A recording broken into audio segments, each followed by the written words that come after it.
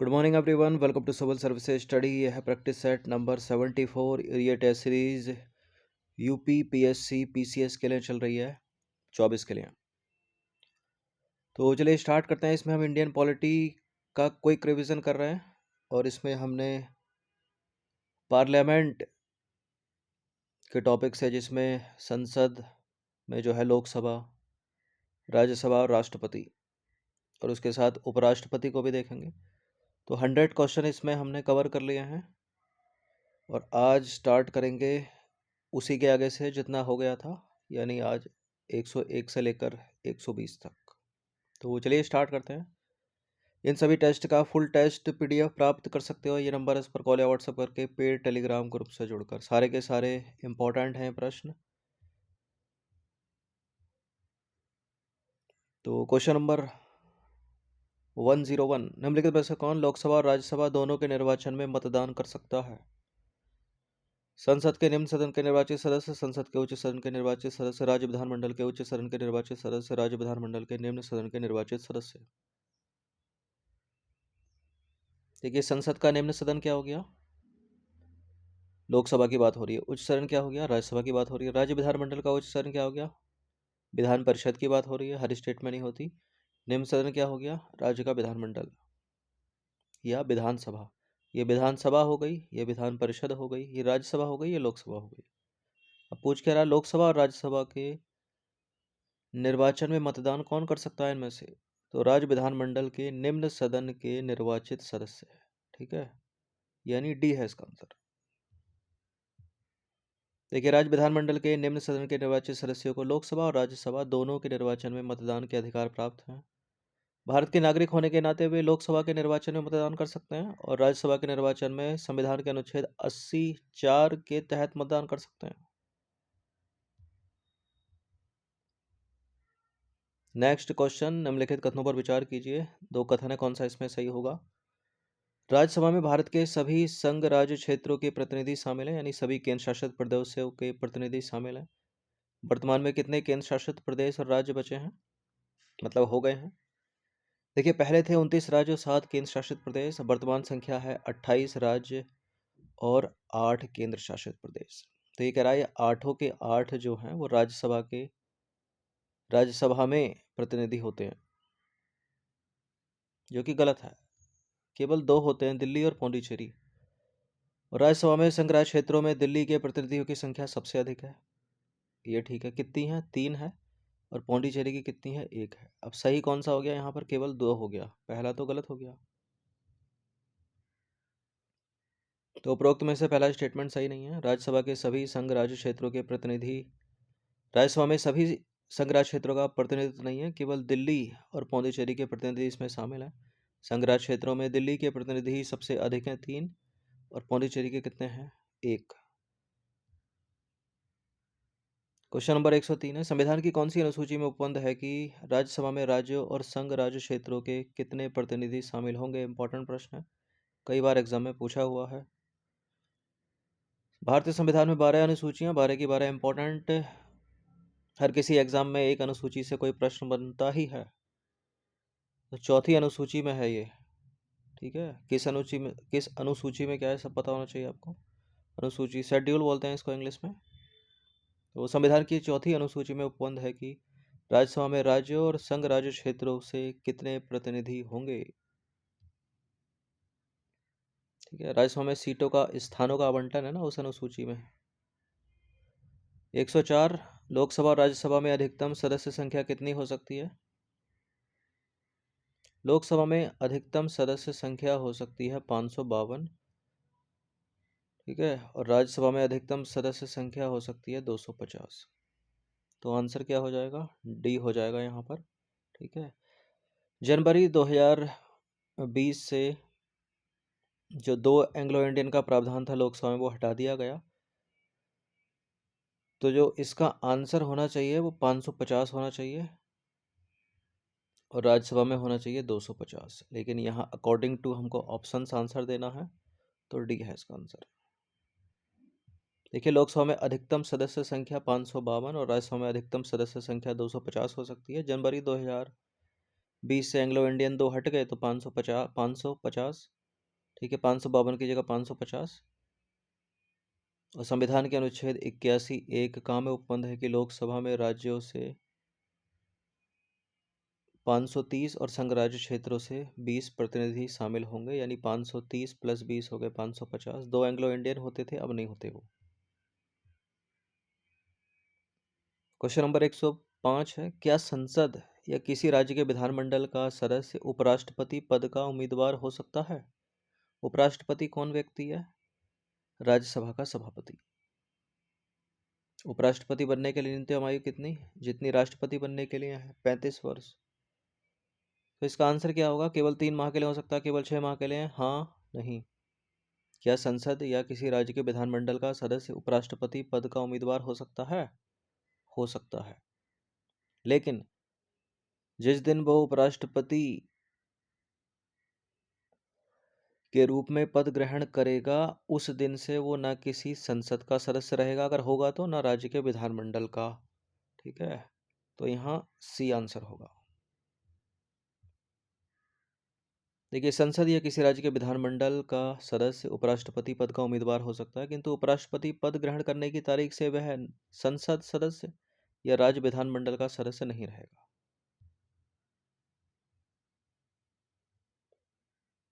Question number 106, निम्नलिखित कथनों पर विचार करेंगे। 3 कथन है, कौन सा इसमें सही होगा? संसद, भारत का राष्ट्रपति संसद के किसी भी सदन का सदस्य नहीं होता। ठीक है, संसद राष्ट्रपति और दोनों सदनों से मिलकर बनती है। दोनों सदन यानी लोकसभा और राज्यसभा। संसद के दोनों सदनों द्वारा पारित कोई विधेयक राष्ट्रपति की स्वीकृति के बिना कानून नहीं बन सकता। बिल्कुल, ये तीनों के तीनों करेक्ट हैं, और यही तो अभी तक पढ़ते आ रहे हैं हम, जितने भी प्रश्न हमने कवर किए। डी है इसका आंसर। तो संविधान के अनुच्छेद 59(1) में उपबंध है कि राष्ट्रपति संसद के किसी भी सदन या किसी राज्य के विधानमंडल के किसी भी सदन का सदस्य नहीं होगा। संविधान के अनुच्छेद 79 में उपबंध है कि संघ के लिए एक संसद होगी जो राष्ट्रपति और दोनों सदनों से मिलकर बनेगी। दोनों सदन यानी लोकसभा और राज्यसभा से मिलकर बनेगी, और राष्ट्रपति संसद का अभिन्न अंग है। संसद के अभिन्न अंग होने के तहत दोनों सदनों द्वारा पारित कोई विधेयक राष्ट्रपति की स्वीकृति के पश्चात ही कानून बन पाता है। क्वेश्चन नंबर 107, 2 स्टेटमेंट वाला प्रश्न। उपराष्ट्रपति के निर्वाचन के लिए न्यूनतम आयु 30 वर्ष, 35 वर्ष है, यही खंडन कर देते हैं इसका। देखिए, उपराष्ट्रपति के निर्वाचन के लिए उम्मीदवार को लोकसभा या राज्यसभा के निर्वाचन के लिए पात्र होना आवश्यक है। उपराष्ट्रपति के निर्वाचन के लिए उम्मीदवार को केवल राज्यसभा निर्वाचन के लिए पात्र होना आवश्यक है, लोकसभा के निर्वाचन के लिए नहीं। सही पूछा है, कोई भी सही नहीं है, डी है इसका आंसर। तो दोनों के दोनों इनकरेक्ट हो गए। तो संविधान के अनुच्छेद 66 में उपराष्ट्रपति के निर्वाचन के संबंध में उपबंध है। 66(3) में उपबंध है कि वह भारत का नागरिक हो, उसकी न्यूनतम आयु 35 वर्ष हो, राज्यसभा का सदस्य निर्वाचित होने का पात्र हो। 66(2) में उपबंध है कि संसद या राज्य विधानमंडल का कोई सदस्य उपराष्ट्रपति के रूप में निर्वाचित हो जाता है तो पद ग्रहण करने की तारीख से वो संसद या उस किसी राज्य विधानमंडल का सदस्य नहीं रहेगा। संविधान के अनुच्छेद 60(1) में उपबंध है कि उपराष्ट्रपति का चुनाव आनुपातिक प्रतिनिधित्व पद्धति के अनुसार एकल संक्रमणीय मत द्वारा होगा, यानी निर्वाचन जो होगा वो गुप्त मतदान द्वारा होगा।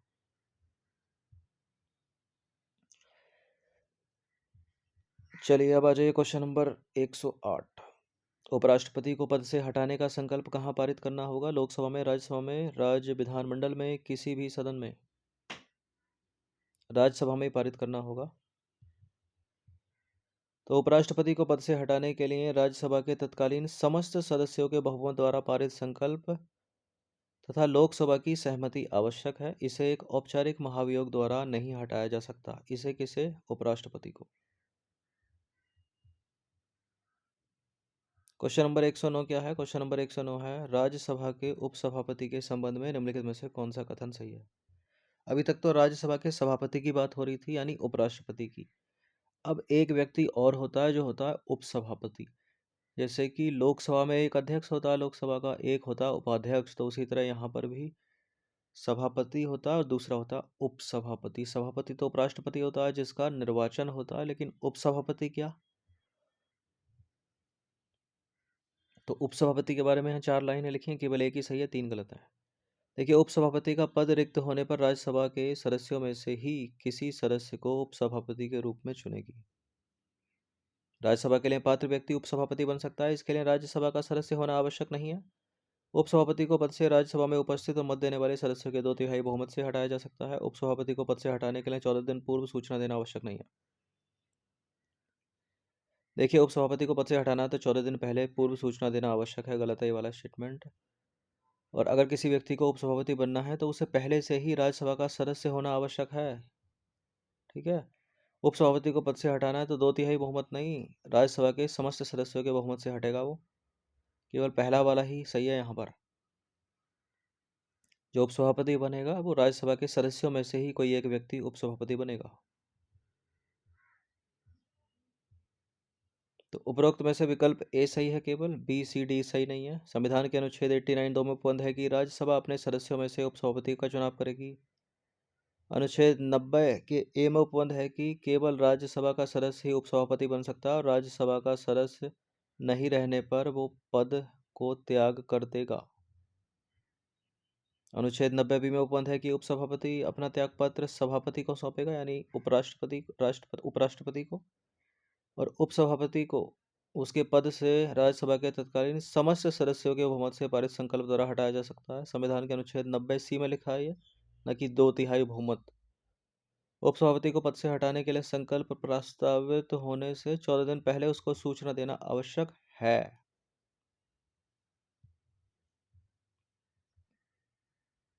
क्वेश्चन नंबर 110, राज्यसभा की बैठक की अध्यक्षता सभापति और उपसभापति के अनुपस्थिति में किसके द्वारा की जाती है? राज्यसभा के वरिष्ठ सदस्य, राष्ट्रपति द्वारा नियुक्त राज्यसभा का कोई सदस्य, राज्यसभा की प्रक्रिया के नियमों द्वारा अवधारित व्यक्ति, लोकसभा अध्यक्ष द्वारा नियुक्त राज्यसभा का कोई सदस्य।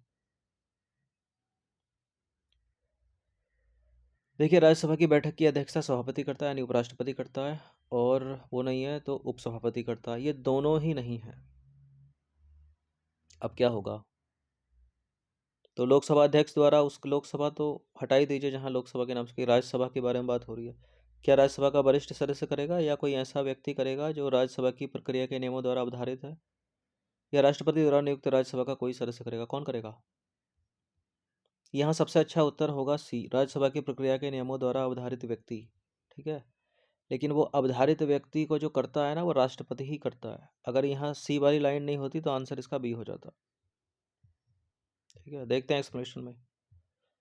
देखिए, संविधान के अनुच्छेद 91 में एक उपबंध है, 91 में एक उपबंध है। 91 में उपबंध है कि सभापति और उपसभापति की अनुपस्थिति में राष्ट्रपति द्वारा नियुक्त राज्यसभा का सदस्य उसके कर्तव्यों का पालन करेगा। ठीक है। संविधान के अनुच्छेद 91 में उपबंध है कि राज्यसभा की बैठक की अध्यक्षता सभापति और उपसभापति की अनुपस्थिति में राज्यसभा की प्रक्रिया के नियमों द्वारा अवधारित व्यक्ति करेगा, और ऐसा व्यक्ति भी अनुपस्थित है तो राज्यसभा द्वारा अवधारित अन्य व्यक्ति करेगा। ठीक है। तो दो बातें लिखी हैं आर्टिकल 91(1) में और 91(2) में लिखी है, इसलिए सबसे सही उत्तर क्या है? सी है। ठीक है। राज्यसभा की प्रक्रिया के नियमों द्वारा अवधारित व्यक्ति, और ऐसा अवधारण करने के लिए कौन? भारत के राष्ट्रपति। क्वेश्चन नंबर 111, यदि भारत के उपराष्ट्रपति को पद से हटाने का कोई संकल्प राज्यसभा में विचाराधीन है, तब इस स्थिति में उपराष्ट्रपति राज्यसभा में नहीं बोल सकता, राज्यसभा की कार्यवाही में नहीं भाग ले सकता, राज्यसभा के किसी विषय पर मतदान नहीं कर सकता, उपरोक्त सभी। उपराष्ट्रपति को पद से हटाने का संकल्प राज्यसभा में विचाराधीन है, तो ऐसी स्थिति में राष्ट्रपति राज्यसभा में बोल तो सकता ही है ना, यहाँ लिखा नहीं बोल सकता, गलत है। कार्यवाही में भी भाग ले सकता है, यहाँ लिखा नहीं ले सकता। मतदान नहीं कर सकता, ये वाली बात ठीक है। तो सारे के तो सही नहीं हुए, सी है इसका आंसर। देखिए, संविधान के अनुच्छेद 92 में उपबंध है कि उपराष्ट्रपति को पद से हटाने संबंधी कोई संकल्प राज्यसभा में विचाराधीन है, तब उपराष्ट्रपति यानी वो राज्यसभा का सभापति है, उसको राज्यसभा में बोलने और कार्यवाही में भाग लेने का अधिकार होगा, किंतु वह किसी विषय पर मतदान नहीं कर सकता। 92(1) में उपबंध है कि जब उपराष्ट्रपति को पद से हटाने संबंधी कोई संकल्प विचाराधीन है, तब राज्यसभा की किसी बैठक में उपस्थित होने पर भी वो पीठासीन नहीं होगा। इसको भी याद रखिए। क्वेश्चन नंबर 112 है, दो स्टेटमेंट वाला ये प्रश्न, कौन सा इसमें सही होगा? उपराष्ट्रपति कार्यवाहक राष्ट्रपति के रूप में अधिकतम 1 वर्ष तक काम कर सकता है। संविधान उपराष्ट्रपति पद के लिए दूसरी अनुसूची के तहत वेतन भत्ते आदि का उपबंध करता है। देखिए, उपराष्ट्रपति जब कार्यवाहक राष्ट्रपति के रूप में काम करेगा तो अधिकतम 6 महीने तक काम कर सकता है। गलत है पहला स्टेटमेंट। और संविधान की दूसरी अनुसूची में उपराष्ट्रपति के वेतन भत्तों का तो उल्लेख है ही नहीं, वो तो राज्यसभा के सभापति के वेतन भत्तों का उल्लेख है। गलत है दूसरा स्टेटमेंट। इस व्यक्ति को तो राज्यसभा के सभापति होने का वेतन भत्ते मिलते हैं, ना कि उपराष्ट्रपति होने के। जब राष्ट्रपति अपने कर्तव्य का निर्वहन करने में असमर्थ रहेगा, तब यह व्यक्ति राष्ट्रपति के रूप में काम करेगा। ये उपराष्ट्रपति जो है या सभापति जो है, ठीक है, तब ये उन्हीं पावर और सैलरी का हकदार होगा जो राष्ट्रपति को मिलती है। गलत है दोनों। देखिए, उपराष्ट्रपति कार्यवाहक राष्ट्रपति के रूप में अधिकतम 6 महीने तक काम कर सकता है। संविधान उपराष्ट्रपति पद के लिए किसी प्रकार के वेतन भत्ते का उपबंध नहीं करता, बल्कि उसे राज्यसभा के पदेन सभापति के तहत एवं दूसरी अनुसूची में उपबंधित वेतन भत्ते मिलते हैं। क्वेश्चन नंबर 13, यानी काउंटिंग में करें तो 113 उपराष्ट्रपति की पदावधि के संबंध में निम्नलिखित में से कौन सा कथन सही नहीं है? उपराष्ट्रपति अपना त्यागपत्र राष्ट्रपति को सौंपता है। करेक्ट करते चलते हैं, काफी बड़ा है टेस्ट ये। इसे राज्यसभा और लोकसभा के तत्कालीन समस्त सदस्यों के बहुमत द्वारा पारित संकल्प से हटाया जा सकता है। उपराष्ट्रपति की बात हो रही है। केवल राज्यसभा के समस्त सदस्यों के बहुमत द्वारा हटाया जा सकता है। संकल्प पारित प्रस्तावित करने से पहले 14 दिन की सूचना देनी होती है। उपराष्ट्रपति पदावधि समाप्त होने के पश्चात भी पद पर बना रहेगा जब तक कि उसका उत्तराधिकारी पद ग्रहण ना कर ले। ठीक है, गलत कौन सा हो गया? दूसरा वाला। तो संविधान के अनुच्छेद 67A में उपबंध है कि उपराष्ट्रपति अपना त्यागपत्र राष्ट्रपति को देगा। राष्ट्रपति किसको देता है? उपराष्ट्रपति को। अनुच्छेद 67B में उपबंध है कि राज्यसभा के तत्कालीन समस्त सदस्यों के बहुमत द्वारा पारित संकल्प द्वारा हटाया जा सकता है उपराष्ट्रपति को। ठीक है, और इसमें जो है लोकसभा की सहमति होना आवश्यक है। और संकल्प प्रस्तावित करने से पहले 14 दिन की पूर्व सूचना उसको देनी पड़ती है। अनुच्छेद 67C में उपबंध है कि उपराष्ट्रपति पद की अवधि समाप्त होने के पश्चात भी वो पद पर बना रहेगा जब तक कि उसका उत्तराधिकारी पद ग्रहण ना कर ले। और अनुच्छेद 60 में उपबंध है कि उपराष्ट्रपति की पदावधि समाप्त होने से पहले निर्वाचन पूर्ण कर लिया जाएगा। उपराष्ट्रपति की मृत्यु, पदत्याग या पद से हटाए जाने या अन्य कारण से हुई रिक्ति के पश्चात निर्वाचन जो है यथाशीघ्र कर लिया जाएगा। और निर्वाचित व्यक्ति अनुच्छेद 67 के उपबंधों के अधीन अपने पद ग्रहण करने की तारीख से कितने साल? 5 वर्ष की पूरी अवधि तक पद धारण करेगा। और एक और इम्पोर्टेंट लाइन है, उपराष्ट्रपति पुनर्निर्वाचित हो सकता है। क्वेश्चन नंबर 14 पर आ जाइए। भारत के उपराष्ट्रपति के संबंध में, यानी सभापति की बात हो रही है, कौन सा स्टेटमेंट सही है? अब यहाँ पर 3 गलत होंगे, केवल एक ही सही होगा। उपराष्ट्रपति के चुनाव से संबंधित सभी शंकाओं में विवादों की जांच व निर्णय भारत के निर्वाचन आयोग द्वारा की जाती है। गलत, सर्वोच्च न्यायालय द्वारा की जाती है। भारत का मुख्य न्यायमूर्ति उपराष्ट्रपति को पद ग्रहण करने की शपथ या प्रतिज्ञा दिलाता है। गलत, राष्ट्रपति दिलाता है। उपराष्ट्रपति को पद से हटाने संबंधी प्रस्ताव लोकसभा या राज्यसभा में प्रस्तुत किया जा सकता है। गलत, केवल राज्यसभा में। राज्यसभा की अध्यक्षता उपराष्ट्रपति द्वारा की जाती है, किंतु वह राज्यसभा का सदस्य नहीं होता। बिल्कुल, अभी तक पढ़ा है हमने यही। डी सही है यहाँ पर केवल। तो उपरोक्त में से केवल डी सही है, ए बी सी सही नहीं है। क्यों सही नहीं है? क्योंकि राष्ट्रपति या उपराष्ट्रपति के चुनाव से संबंधित कोई विवाद होता है तो सर्वोच्च न्यायालय बीच बचाव करता है और उसी का निर्णय अंतिम होता है। और उच्चतम न्यायालय राष्ट्रपति या उपराष्ट्रपति के निर्वाचन को अवैध घोषित कर देता है तो उसके द्वारा पूर्व में किए गए कार्य अवैध घोषित नहीं होंगे, ये भी याद रखिएगा।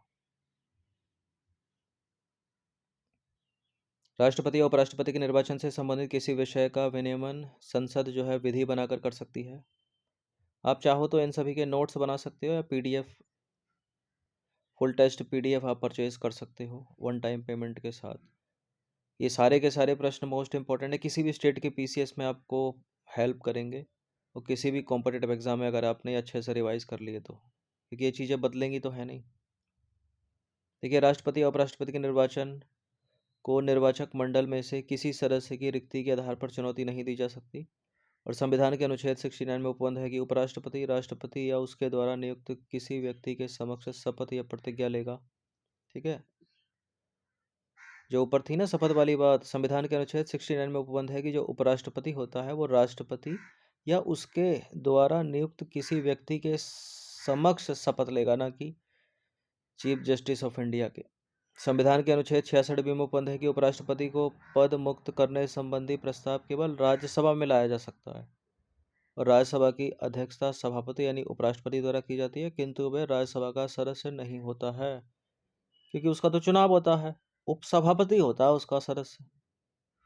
ठीक है, तो डी सही था इसका केवल। क्वेश्चन नंबर 115 पर आ जाइए। भारत के उपराष्ट्रपति के निर्वाचन के संबंध में कौन सा कथन सही नहीं है? किसी राज्य के विधानमंडल का सदस्य उपराष्ट्रपति का उम्मीदवार हो सकता है। ऊपर देखा हमने, बिल्कुल हो सकता है, लेकिन जिस दिन से पद ग्रहण करेगा ना, वो राज्य का विधानमंडल का सदस्य नहीं रहेगा। संसद का कोई सदस्य उपराष्ट्रपति पद का उम्मीदवार हो सकता है, बिल्कुल हो सकता है। उपराष्ट्रपति के उम्मीदवार को भारतीय रिजर्व बैंक में एक निश्चित राशि जमा करनी आवश्यक है, बिल्कुल, इसी को जमानत राशि बोलते हैं। उपराष्ट्रपति के चुनाव के नामांकन के लिए 50 प्रस्तावक 50 अनुमोदक होने चाहिए। देखिए, उपराष्ट्रपति के चुनाव के नामांकन के लिए 20 प्रस्तावक और 20 अनुमोदक होने चाहिए। यही गलत है, यही आंसर है। तो उपराष्ट्रपति के नामांकन के लिए 20 प्रस्तावक 20 अनुमोदक होने चाहिए। बाकी संविधान के अनुच्छेद 66 में उपबंध है कि संसद या राज्य विधानमंडल का कोई सदस्य राष्ट्रपति निर्वाचित हो जाता है तो पद ग्रहण करने की तारीख से वह राज्य विधानमंडल या संसद का सदस्य नहीं रहेगा। उपराष्ट्रपति के उम्मीदवार को भारतीय रिजर्व बैंक में 15,000 जमानत राशि के रूप में जमा करना आवश्यक है। क्वेश्चन नंबर 16, यानी काउंटिंग करें नंबरिंग में तो 116। भारत के उपराष्ट्रपति के निर्वाचक मंडल में निम्न में से कौन शामिल होते हैं? केवल लोकसभा के निर्वाचित सदस्य, केवल राज्यसभा के निर्वाचित सदस्य, विधानमंडल के निर्वाचित सदस्य। नीचे दिए गए कूट का प्रयोग करके सही उत्तर का चुनाव कीजिए। उपराष्ट्रपति के निर्वाचन की बात हो रही है।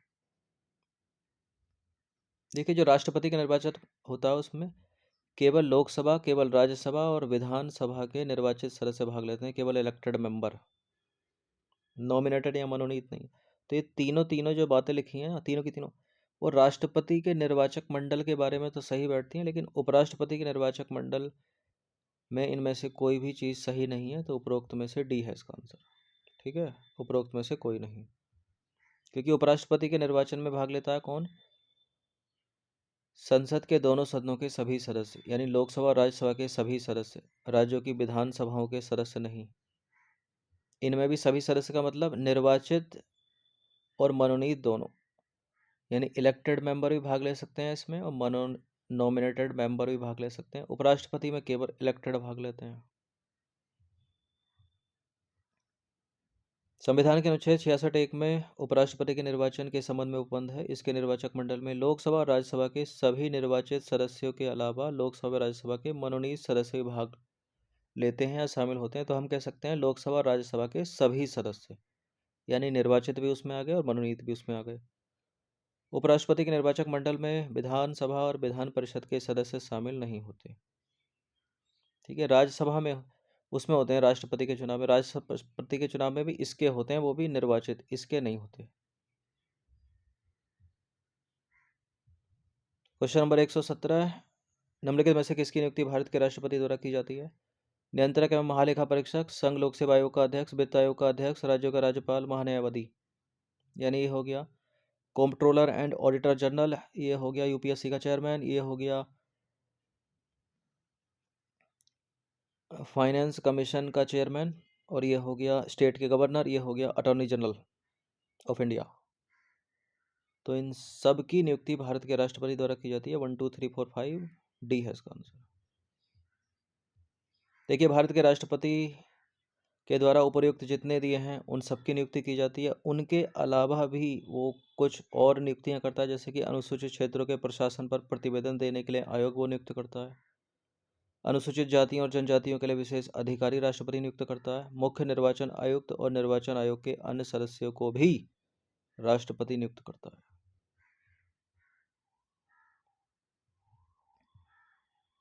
118वें नंबर का प्रश्न है, भारत का उपराष्ट्रपति जब राष्ट्रपति के रूप में कार्य करता है तो इसके संदर्भ में कौन सा सही नहीं है?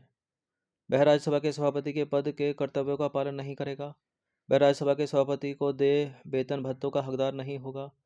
उसे राष्ट्रपति की सभी शक्तियां उन्मुक्तियां प्राप्त होंगी तथा राष्ट्रपति की उपलब्धियां भत्तों व विशेषाधिकारों का हकदार होगा। उसे राज्यसभा के सभापति को दे वेतन भत्ते प्राप्त होंगे और राष्ट्रपति की उपलब्धियां भत्ते विशेष अधिकार का हकदार नहीं होगा। यही गलत है। ये सही है, ये सही है, ये सही है। देखिए, संविधान के अनुच्छेद 65 में उपबंध है कि राष्ट्रपति की मृत्यु, पद त्याग कर दे या पद से वो हट जाए या अन्य कारणों से उसका सीट जो है वो खाली हो जाए, तो उस तारीख से जो उपराष्ट्रपति होगा वो राष्ट्रपति के सभी कार्य या उत्तरदायित्वों का निर्वहन करेगा और उस अवधि के दौरान वह राज्यसभा के सभापति पद के कर्तव्यों का पालन नहीं करेगा। अब उस व्यक्ति के पास पूरी पावर आ गई है राष्ट्रपति वाली, सैलरी सारी आ गई है राष्ट्रपति वाली। तो उस अवधि के दौरान उपराष्ट्रपति को राष्ट्रपति की सभी शक्तियां उन्मुक्तियां प्राप्त होंगी और संविधान की दूसरी अनुसूची में निर्दिष्ट राष्ट्रपति की जो भी उपलब्धियां हैं उसके वेतन भत्ते उन सभी का हकदार होगा वो व्यक्ति जो राज्यसभा का सभापति था कभी, यानी वो उपराष्ट्रपति था कभी, लेकिन अब वर्तमान स्थिति में वो राष्ट्रपति है, जब तक कि उपराष्ट्रपति वापस ना आ जाए। क्वेश्चन नंबर 119, निम्नलिखित कथनों पर विचार कीजिए। 3 कथन है, 4 कथन है, कौन सा सही है इसमें? संविधान के अनुच्छेद 63 में भारत के राष्ट्रपति भारत के लिए एक उपराष्ट्रपति के संबंध में उपबंध है। संविधान के अनुच्छेद 89 में राज्यसभा के सभापति के संबंध में उपबंध है। उपराष्ट्रपति भारत का दूसरा उच्चतम प्रतिष्ठित पदाधिकारी है। तो पहला कौन है? राष्ट्रपति। उपराष्ट्रपति पद से संबंधित कोई औपचारिक कार्य या दायित्व है ही नहीं। बिल्कुल, क्योंकि हमेशा तो वह व्यक्ति राज्यसभा का सभापति बनकर ही रहता है ना। जब राष्ट्रपति अपने पद का निर्वहन करने में असमर्थ नहीं होता तब वो राष्ट्रपति बनता है, उन दिनों के लिए, उन कुछ दिनों के लिए या 6 महीने के लिए अधिकतम। यहाँ सारे के सारे कथन बिल्कुल सही हैं, डी है इसका आंसर।